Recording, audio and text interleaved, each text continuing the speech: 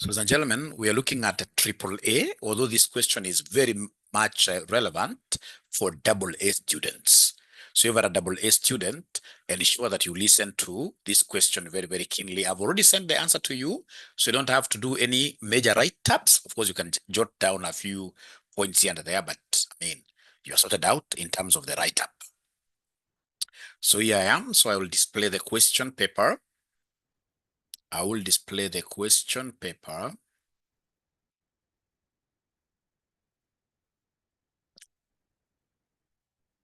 So that is the question here. This question was tested on August 2023. It was question number 1. So these questions, they are scenario questions. Always understand the requirement first. So read the requirement first. So like now here we are told, ladies and gentlemen, to discuss 6 deficiencies in CMP Limited's internal controls with the associated risk for each deficiency. So it means the deficiency, that will be a mark, and the related risk, another mark. All right. So for you to get 2 marks per point, you must give a deficiency and you must give us associated risk. Great. So already now the question is very well embedded, in my brain. So as I read the question itself, I'll be able to pinpoint answers as I go down slowly. So we are told, my good students here, that CMP is a production company that employs 50 workers. This is not that small. This is a big company. The company has the following payroll procedures. The factory foreman interviews applicants and on the basis of interview, either hires or rejects them. Just a foreman. Not HR. No segregation of duties. This guy is interviewing them and is going ahead to make the decision to hire or reject them. When applicants are hired, they fill in an employee's withholding exemption certificate W4 form, and again do what here? They forward it to the foreman. Ladies and gentlemen, we have what we call aggregation. In audit, we have aggregation. Aggregation basically is when you put so many activities on one person. That is wrong. What in audit would want to see is what we call segregation. Would want to see what we call segregation. To segregate now is the opposite of aggregation. Those are so many activities. I expect, ladies and gentlemen, in this case here, the HR person to be involved. The foreman also has some duty to do there. Perhaps this foreman, he should be at the interview panel. All right. These other certificates they are signing there, we expect even the accounts office to be involved. Not everything to be done by one person. So already I'm able to pick some deficiencies there. Aggregation is a big deficiency. All right. So now, ladies and gentlemen, you're reading this. We are told here, the foreman indicates the hourly rate of pay for the new employee in the W4 form and then forwards it to a payroll clerk as a notice that the worker has been employed. The foreman verbally advises the payroll department of any adjustments to the hourly rate of pay. Remember, ladies and gentlemen, in terms of auditing and assurance, we expect every instruction in this case here to be written, because that will be a very good source of evidence in future, just in case any dispute arises. So I see another danger here. In this case here, these verbal communications. A supply of blank time cards is kept in a box near the entrance to the factory. Each worker takes a time card on Monday morning, fills in his name, and notes in pencil their daily arrival and departure times. At the end of the week, the workers drop the time cards in a box near the factory door. I can see so many dangers, ladies and gentlemen, as regards to this. The first thing that I'm able to see here is the concept of buddy punching. We call it in auditing, we call this one here buddy punching. Is there somebody who has ever heard of this? Buddy is a friend, eh? That in this case here, a friend of yours can easily clock in time for you on your behalf. Buddy punching. And then, of course, in this case here, these guys are using pencil here. Yeah, so pencil, in this case here, this will be very easy for anybody to do what here to erase. And of course, if they asked us to give them opinions, honestly, even these handwritten clock cards, they are not the best. Right now, in this case here, we expect what we call automation. We expect what we call automation. We expect in this case here people to come to the workplaces, even how they enter the door. In this case here, they should be able to put their fingerprints or even face. Yeah, you should be able to have a face detector that you come, they see this is our employee, you get in. Once in this case here, that system picks you up, then the system itself should be able to always give us the time you came in, the time you left, whether you're a person in this case who likes taking so many breaks, we should be able to have now that report. The way it is right now is not very, very good because really this is very manual. Very manual. And I would want to do a check-in. Are you able to, ladies and gentlemen, hear Mwalimu very well? Are you able to understand my discussions? I would want to see whether we are together. Maybe my microphone is even muted and I'm here shouting by myself, which will be very, very bad. Grace, yes. Thank you, Marceline. Great. So let's continue. Thank you, Mugendi. We are together. You know, some of these things, they really give you guys very easy questions. Even when a student comes like after an exam and they tell me that Mwalimu have failed, it can't be audit and assurance.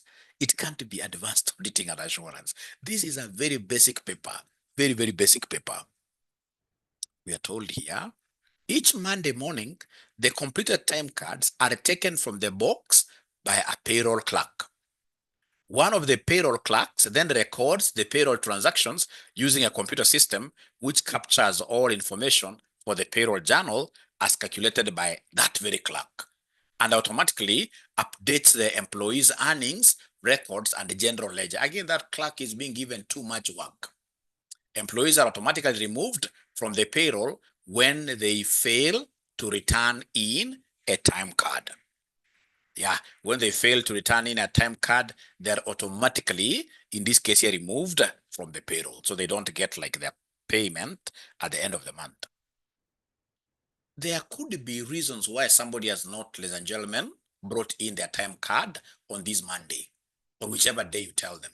Perhaps this employee in this case here fell sick. So there should be a process really of removing somebody from a payroll. And that is why we would want this information to be basically captured by systems. The payroll checks are manually signed by the chief accountant and given to that foreman who was already having so much work. So you're giving this foreman kind of a demigod position. You would want, in this case, your employees to even worship him, quote and quote. Because if he's the one who is employing them, he's the one who is seen around moving with checks, the foreman distributes the checks to the employees and arranges for the delivery of the checks to those who are absent. The payroll bank account is reconciled by the chief accountant, who also prepares the various payroll tax reports. You can see in this case there is that element of what here, aggregation. So they want us to discuss 6 deficiencies in CMP Limited's internal controls with the associated risk for each deficiency. So, ladies and gentlemen, you just allow me to read the answers here because already I've discussed most of that. All right. Great.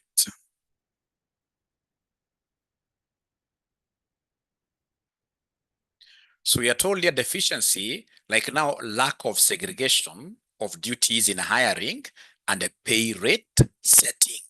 So the person who is hiring is the same person who is even setting the rates and doing many other things. Explanation, it's always good to structure a question like this.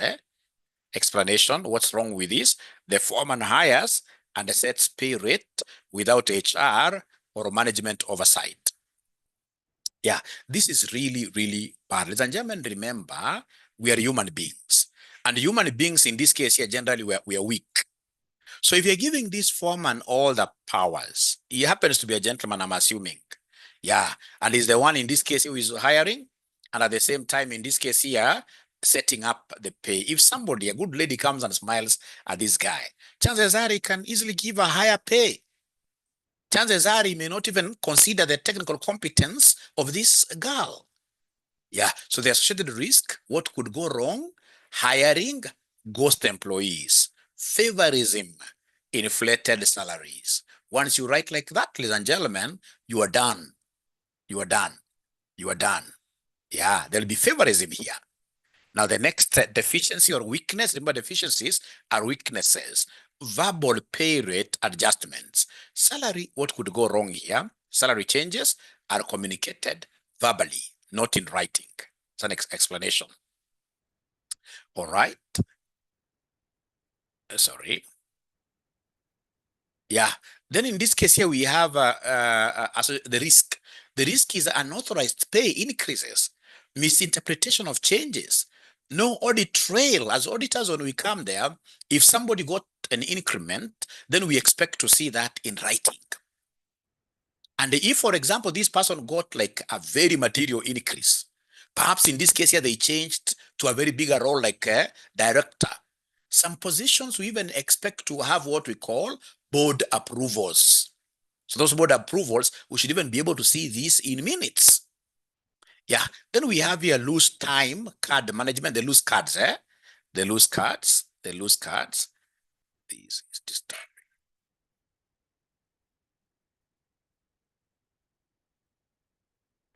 Yeah, the loose cards. So the loose cards, what about them, ladies and gentlemen?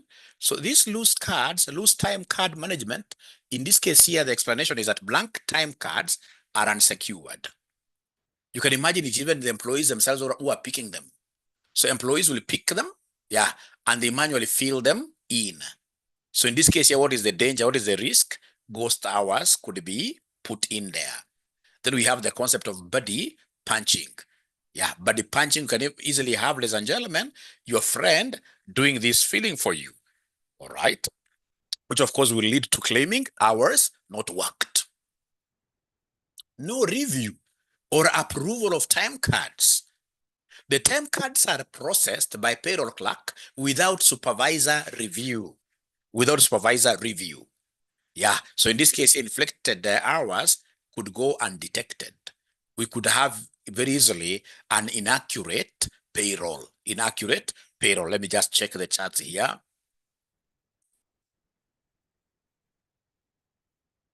Yeah, you're right. We shall overcome. We shall overcome. We shall overcome. Yes, yes, yes, yes. We shall overcome. Yeah, great. So no review. So you see this person, basically the clerk, they just go pick those cards that have been filled by these employees and dropped inside a box, and he automatically enters that information in a computer. There is nobody who is even checking whether the time is good. There is not well captured. There is nobody in this case who is approving. All right. Then we have in this case here no review, approval of time cards. Yeah, we have already looked at this. Automatic employee removal. Automatic employee removal. Employees are automatically removed from payroll if a time card is missed. The risk here is that delayed payments to legitimate staff, employee dissatisfaction, inaccurate head count. Ladies and gentlemen, you can't tell me that simply because I was not able to drop my clock card into that bin that you are now holding on to my salary. Maybe I was sick. So the risk here, ladies and gentlemen, is that there will be delays in paying, in this case here, legitimate employees, which will lead to demotivation, employee dissatisfaction. The foreman again here is the one who is distributing the checks.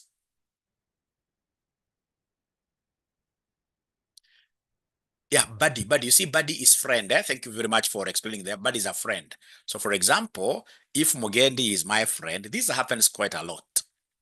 Yeah, even at RCM, before we automate the system for our lecturers, a lecturer could easily, when we used to have physical classes, a lecturer could easily miss, and then we have a friend of theirs just signing manually, and they make sure that their signatures are like their initials.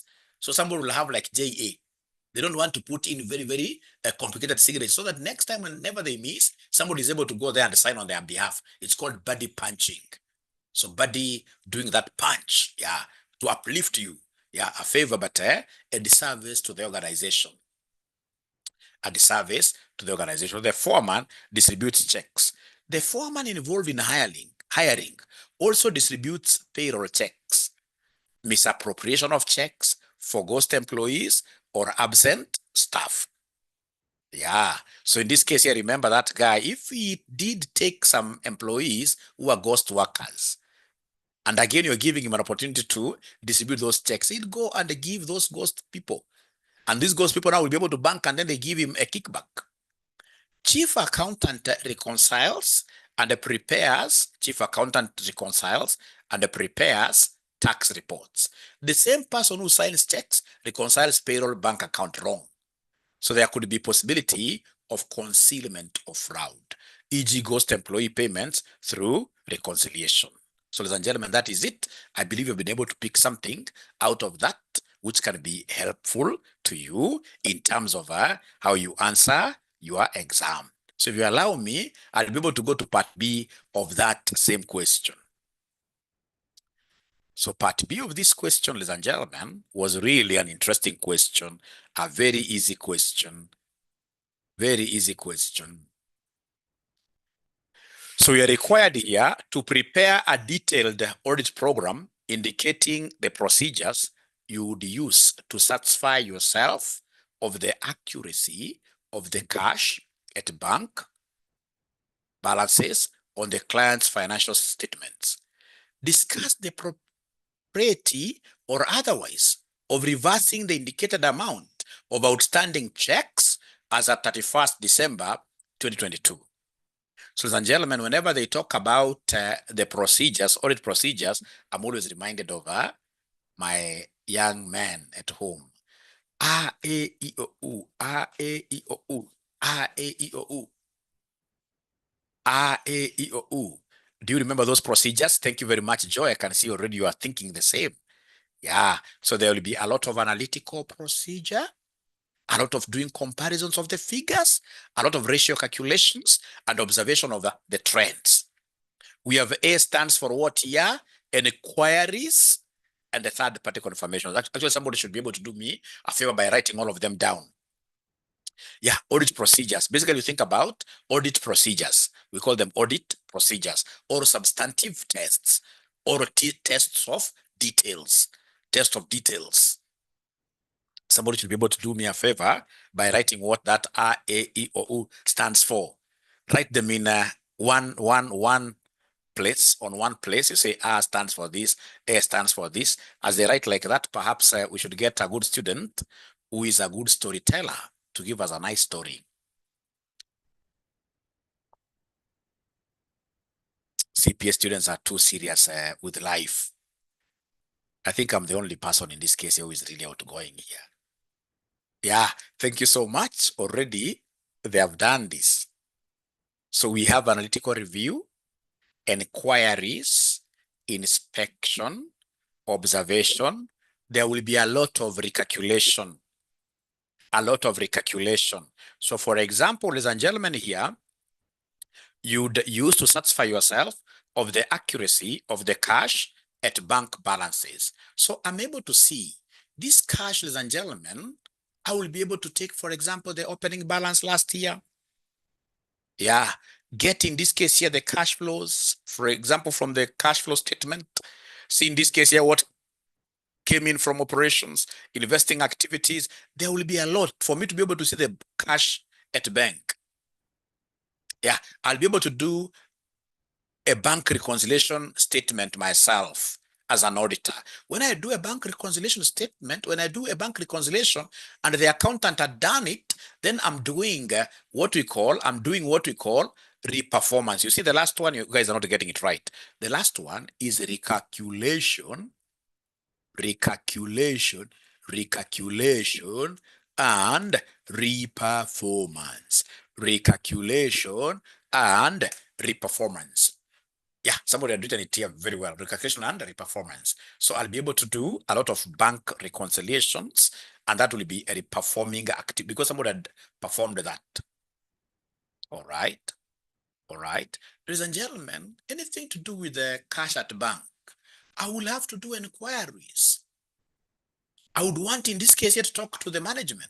First of all, I get an assurance from the management that whatever figure that is on their financial statements is representing a true position. So I would want them to give me a letter, could be an email, which I'll print and put it in the audit file as a working paper.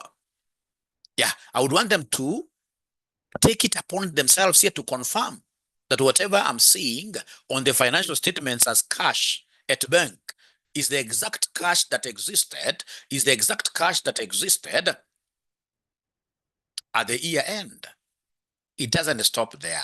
Remember this inquiry, this A stands for inquiry, and the third party confirmations. So the third party here, it won't stop there. You know, auditing is a very, very interesting thing. And that is why I would want all my students here to be auditors. Yeah, you need to be auditors because you get to know so much in life. It doesn't stop there. So in this case here, you have, as we talked to the directors, they've been able to put ink on paper regarding what was outstanding there.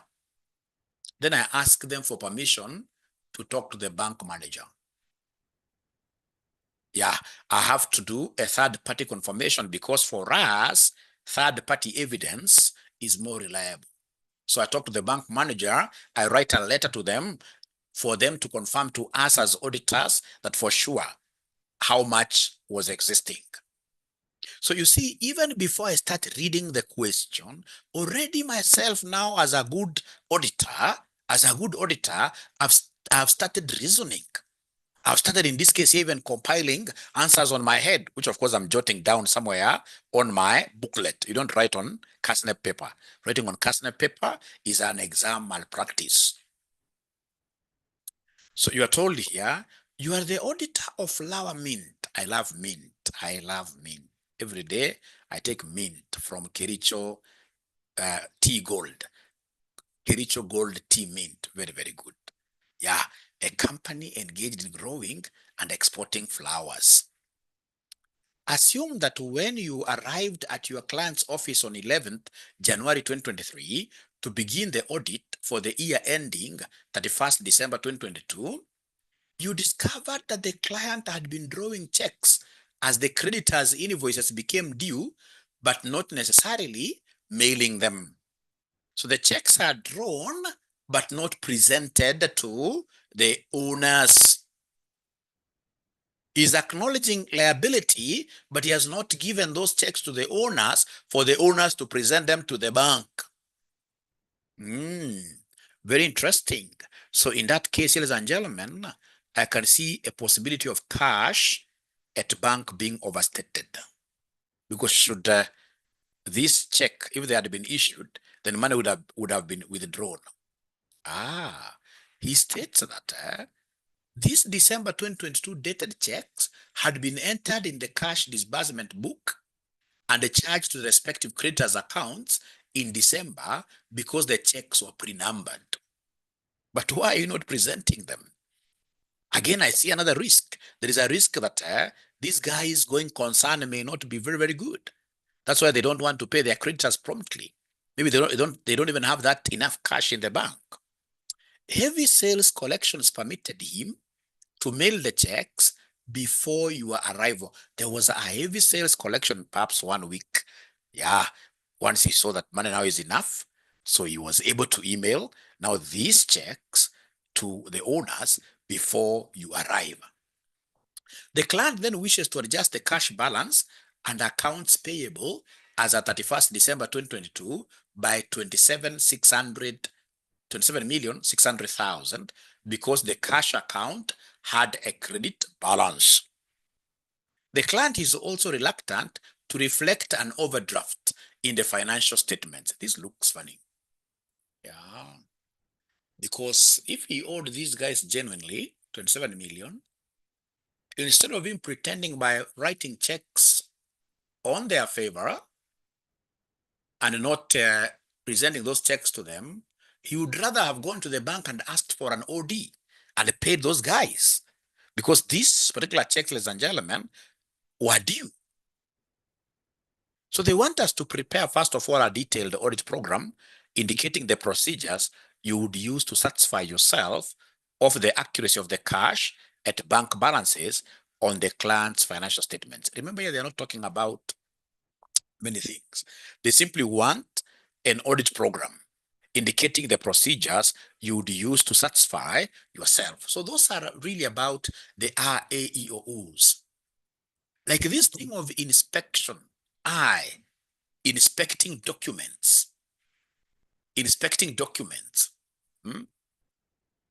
There are so many things that I would have to inspect, including inspection of the creditors' ledgers. I would want to look at, for example, the first week. If I'm coming there on the first week of, say, 2023, you know what I'm doing? Audit for the year ending 2022, right? So of course I'm coming in after the year end. So I would want to see for sure these checks that have been now drawn, now that there is some money there, have they been presented? And if they've been presented, have some of them cleared? Because it could also be even cheating me. So there is a lot of inspections. You'll have to look at the bank. You'll have, even on a sample basis, you would want to look at the invoices. Yeah, the invoices in this case here that we received for purpose of paying those creditors. I would want to inspect. I'm inspecting. From inspections, that thing of check this to confirm this, check this. As an auditor, you must always keep on talking about that often. So that allow me to look at the answers, and gentlemen. Yeah, great. Now we are 81. This number is big. Very big. Ooh, great.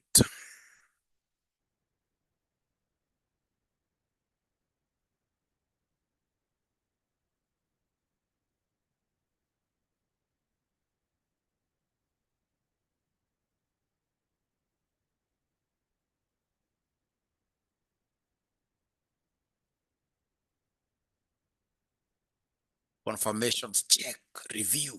That's the language I would want you to be mentioning there. So to verify Flower Mint's Limited's cash balance as at 31st December 02, auditor should perform the following key procedures. Bank confirmations: send direct requests to banks to confirm balances, loans, and other arrangements as of year end. Bank reconciliation: obtain and reperform the client's bank reconciliations for December, just 1 month. Remember us, it's about sampling. We don't do like for the whole year. For December 2022, verifying all reconciling items. Cutoff. Remember cutoff, we do cutoff at towards the end of the year and immediately after the year end. We have to look at so many transactions there just to ensure that whatever transactions are captured in 2022 in the financial statements, for sure, they belong to 2022. Yeah, obtain a bank statement directly from the bank for the period immediately after year end. Yeah, for us, we normally do it 1 week. So first 15 to 20 days of January 2023. So obtain a bank statement directly from the bank for the period immediately after year end. Yeah, then what do you do with that? So trace all outstanding checks, including the 27.6 million unmailed ones, from the December reconciliation to their clearance on this cut-off statement. Trace December deposits in transit to their clearance on the cut-off statement. You may not be able to remember this language exactly, but ladies and gentlemen, cut-off is one of those financial statement assertions. This is something that should be able to worry you as an auditor. Yeah, because in this case here, many people, please listen to me in terms of cutoff. What do you always experience, especially regarding sales? You will get somebody calls the organization, say on the 31st December 2022. We're talking about 2022 here. So they just email or they call that, hey, we want you to sell to us this number of units like that.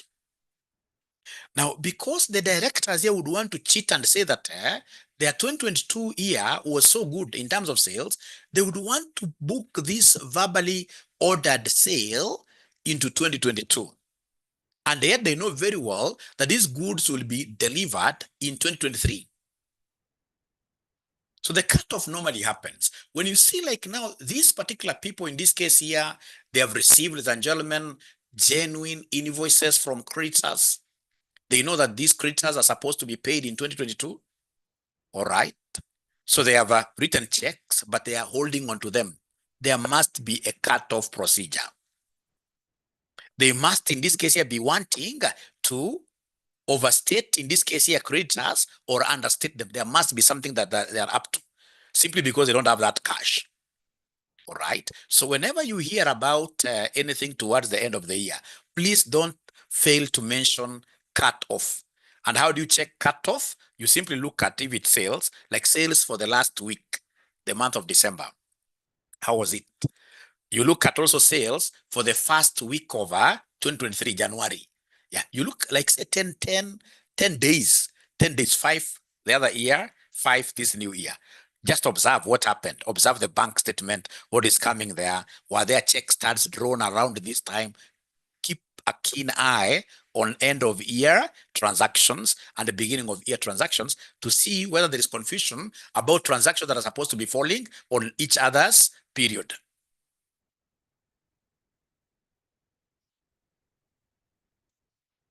Inspect emailed and mailed checks. Physically examine, physically ask for them. Yeah, because the inspection is a key audit procedure. So inspect and mail checks, physically examine the 27.6 million and mail checks. Verify their December dates and confirm that they were recorded in the cash disbursements book. Because of course, when you are giving out checks, you must record. Review subsequent bank activity. Check January 2023 bank statements to confirm when the unmailed checks were actually cleared. Then, of course, ladies and gentlemen, as I told you, whenever you are answering such questions, you must always try to mix these issues in a very, very good way. Never forget, ladies and gentlemen, to always think about the financial statements assertions. Financial statements, they must feature somewhere. Financial statement assertions. Do you remember them? Once you remember these financial statement assertions, and then you have in this case, ladies and gentlemen, the audit procedures, you'll never go wrong. So financial statement assertions, there are students here who have really benefited out of my classes. I've taught 38 lessons and they've been able to attend all of them. All of them. So they know all these acronyms. They know all these acronyms. Yes. So it is ACCA cover P, ACCA cover P. Yeah. So for example, we have the last P is for presentation and disclosures. Presentation and disclosure. I expect a good ninja to type for me all the others. So presentation and disclosures. So under presentation and disclosure, you can see a very good point here, ladies and gentlemen. Ensure cash is correctly presented on the financial statements. And any restrictions, e.g. overdrafts, are appropriately disclosed. So I would expect in this case here a note in the disclosures where they should even be able to talk about their going concern. Why were they not releasing creditors' checks? That one I would expect an explanation. And if they're not disclosing that, that can even make me issue a qualified report. Because 27.6 million, I want to believe this is a material transaction. Of course, they never gave me their total sales, but holding on to checks worth 27.6, this is material. It could also be pervasive. You may even get like their sales is like say 100 million. So you see, it's either material and pervasive means very, very big. Very, very big. If it's pervasive, of course, I'll be able to issue what we call an adverse opinion. An adverse opinion. But this one, of course, I can see it and I'll be able to issue, in this case, if they don't adjust. Remember, if they adjust, that's okay.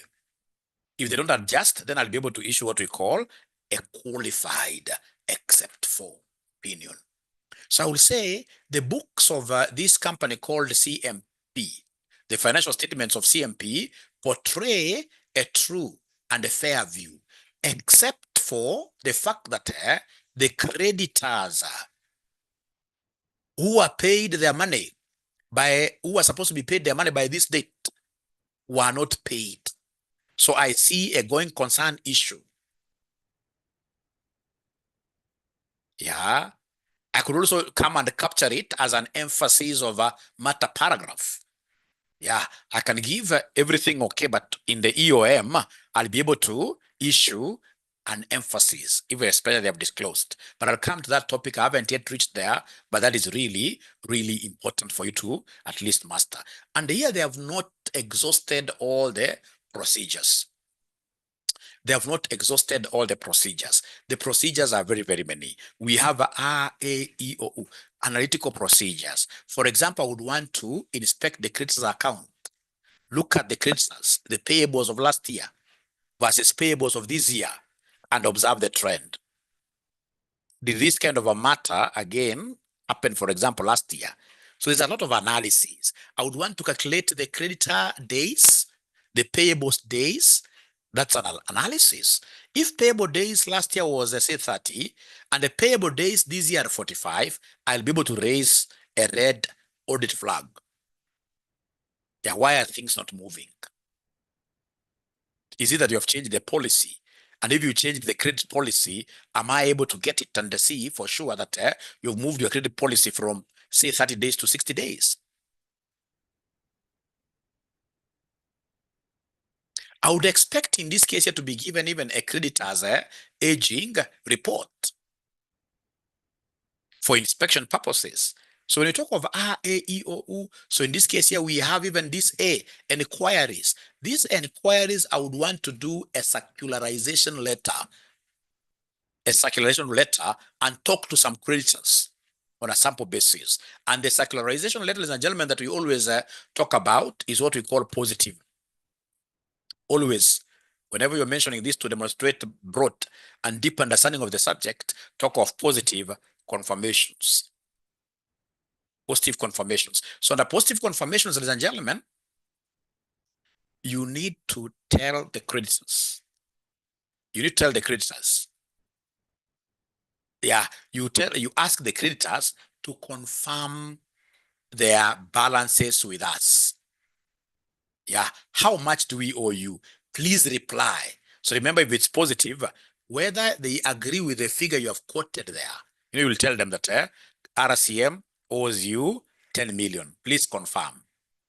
So even if they agree, they have to reply back. We agree, we are owed 10 million. We disagree, we are owed 13 million. That is called positive confirmations. Whenever you require those people to always do what here, to always reply regardless of whether they are agreeing or not. Yeah, remember we also have what we call negative confirmations. So on negative confirmations, they only reply back to us if the figure we have given them is wrong. But you see, at times we will send a letter which doesn't even reach the recipient. So if we send a letter which doesn't reach the recipient, us here as auditors will be thinking, hey, we never got any reply. The creditors outside there are very happy, but that is not the case. That is why we always nowadays talk about what here, positive confirmations, because even nowadays, these circularizations are done by systems. You simply get your ERP by a press of a button. Every creditor or even receivables, they get an email. You know, initially is when we were looking at postage fees. A lot of inconveniences. Nowadays, it's about email. Whether you agree or not, please reply to our email. So the assertions are only used in financial. They are called financial statement assertions. Yeah, when they give us these financial statements, they are asserting, that the figures there are accurate. They are complete. They have been able to observe cutoff. Yeah, we have issues to do with the allocations, that they have done allocations properly, classifications properly. All right. We have occurrence. If you remember those things, that whatever you see in the financial statements indeed occurred. But we know most of these directors out here are thieves. Over 70%, over 70%, ladies and gentlemen, over 70%, ladies and gentlemen, of directors outside here, they are thieves, or leaders outside here, they are thieves. So they'll tell us that this occurred, but it never occurred, that they are valued correctly. So whenever you hear the word assertion, an assertion is a belief. What these directors want us to believe on the financial statements figures given to us as auditors, and of course the stakeholders in general. Remember, they always use these financial statements to do what we call window dressing. The house inside may be very dirty, having thieves, but the curtains, they put curtains of 100,000. So they dress up things. You think that things are very, very good. All right.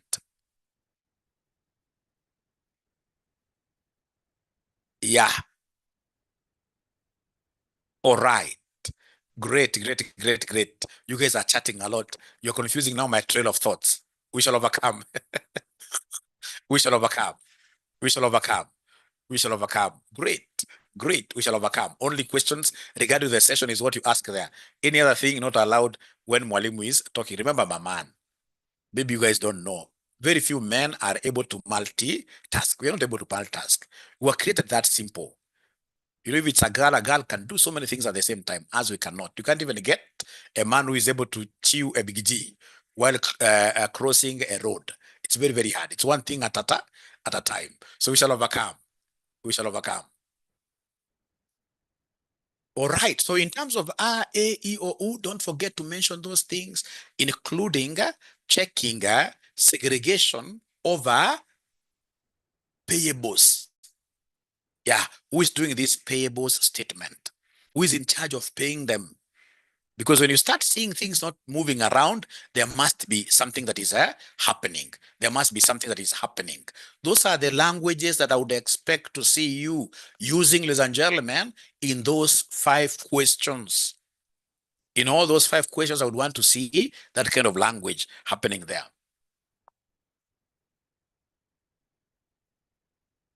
All right. All right. We shall overcome. So we look at the last part of this question, ladies and gentlemen, and then now our 1 hour will be over. We talk about other papers, but we must also talk about how will the school benefit out of this program. You know, we are also in business, right? And the people who should be able to get these free classes are basically those people who have paid RCM, or those students who paid normal fees to RCM, them they are legitimately here. But the others, they're also legitimately here, but now moving forward, we must come up with a fees for them. I hope that is a good language. So that when I shout like this, and my madam from the other side, she's able to hear what I'm talking about, the way I'm shouting. When she asks, I'll be able to have a sweet to give her,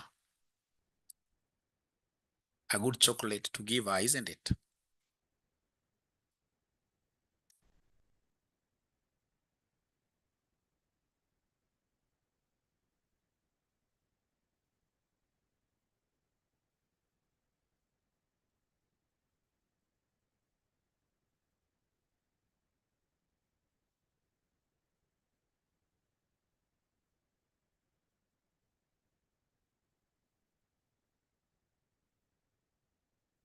So look at part 2.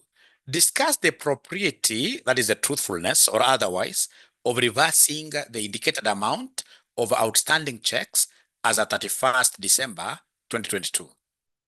But now remember, these guys were paid in January 2023. And these guys would want to change the figure. Yeah, the client wishes to adjust the cash balance and accounts payable as at this by 27,600,000 because the cash account had a credit balance. The client is also reluctant to reflect the overdraft in the financial statements.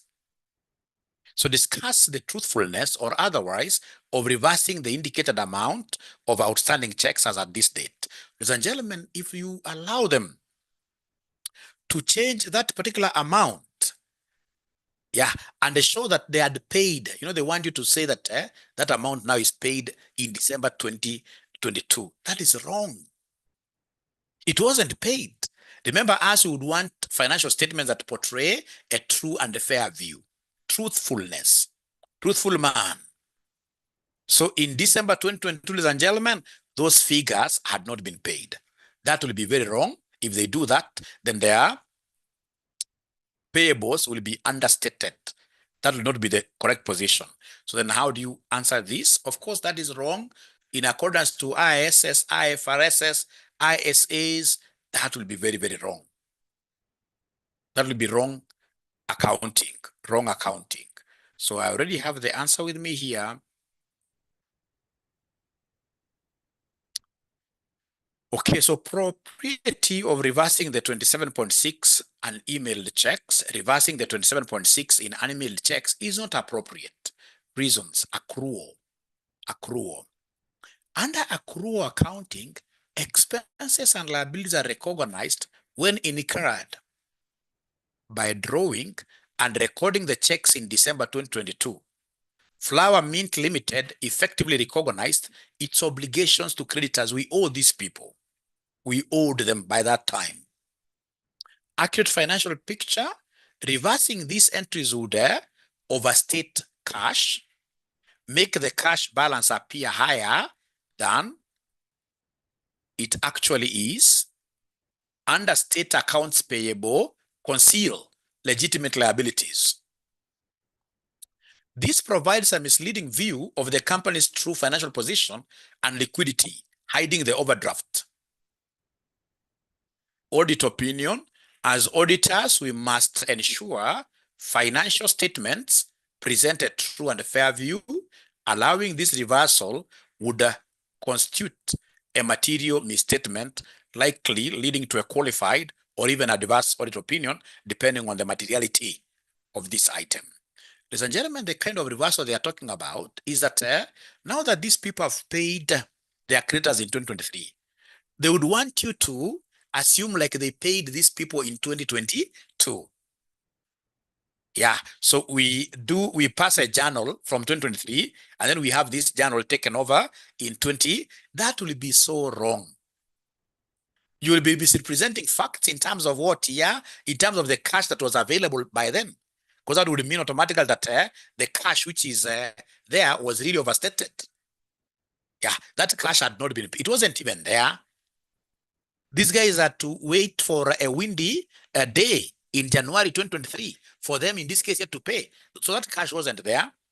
And they don't even want to reflect an overdraft. You know, at times they can tell you, I mean, then let's, but even if they were to allow you to give them that liberty of showing an overdraft in 2022, that is wrong. That cash was not paid in 2022. The liability was owing. If in this case you say it was paid, then the liability in 2022 would be really, really understated, which will be very, very wrong. We should never allow financial misreporting. We have to do financial reporting the way it is. So here, what we should be fighting about with them: are you guys, by the way, is your going concern really there? Why were you not able to pay this money that time? And why were you drawing checks? Yeah, you draw checks so that when you draw checks according to your accounting, you are reducing the amount. But in essence, you haven't given out the checks. So there is a problem there. Great. Great. Good questions there. We shall overcome. Have I ever told you that I examine? You must have been sent by 𝒃𝒆𝒐𝒓𝒆. This is not a very good person. This is not a very good person. This person must have been sent by 𝒃𝒆𝒐𝒓𝒆. We shall overcome. What I'm doing here is basically to show you like how easy you will need. You know, you don't need to cram. AA, AAA does not need any cramming. You simply need to know those acronyms, know how to apply them. Yeah. Know how to apply them. Those acronyms, once you know all those acronyms, trust you me, you will never ever go wrong. You will never ever go wrong. You'll always, acronyms, I'm so sure you must be. I hope you have attended my class for acronyms, like the one of spam soap, a stop, those kind of things. Yeah, the moment you know them, you will never ever go wrong. You will never ever go wrong. So I don't have to be an examiner, but I can, surface, things like that. ACCA cover P, Yeah, once you go to an exam with that kind of stuff, then you're done. You're done. Handout for the acronyms, I'll be able to give it to you from tomorrow. So then remember these classes for low hanging fruits, we are charging 2,000. There is an offer which you'll need to take advantage of and pay 1,500. And then remember these classes, we normally do them mostly during the day. So now we have a timetable. Now we have a timetable. We shall be able to share that timetable with you. If you are not available during the day, then you watch videos of the same in the evening. In the evening. Otherwise, it has been a pleasure hosting you, and I believe you're not going home empty-handed. Yeah, fortunately for us, we give you what will assist you to do your exams and beyond. And beyond. Because the moment you get out there with this kind of knowledge, you will be able to do quite a lot. Quite a lot. All right. Yeah, you see, like for example, when they are asking you for weaknesses, yeah, of internal controls versus how do you correct them, you are always better off providing a table. You provide a table. You provide a table. Applying has been an issue. No, just be in these low-hanging classes and you'll be able to overcome. All right. So in terms of this, yeah, full stop. Great. Yeah, like full stop. Yes, I see this lady really understands this. We shall overcome. We shall overcome. We shall overcome. We shall overcome.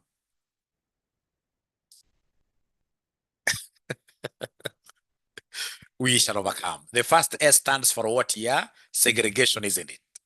Segregation of duties, physical controls. We shall talk about them. You guys are also in a hurry. We have a whole month to our exams, isn't it? You guys are in a big, big hurry. A stands for authorizations. You look for authorizations. Yeah, Chief Ninja Sasawa.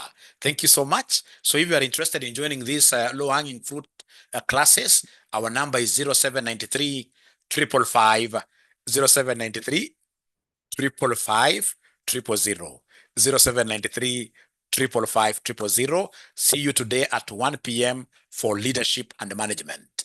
At 1 p.m. we shall be doing LM. Bye. Bye.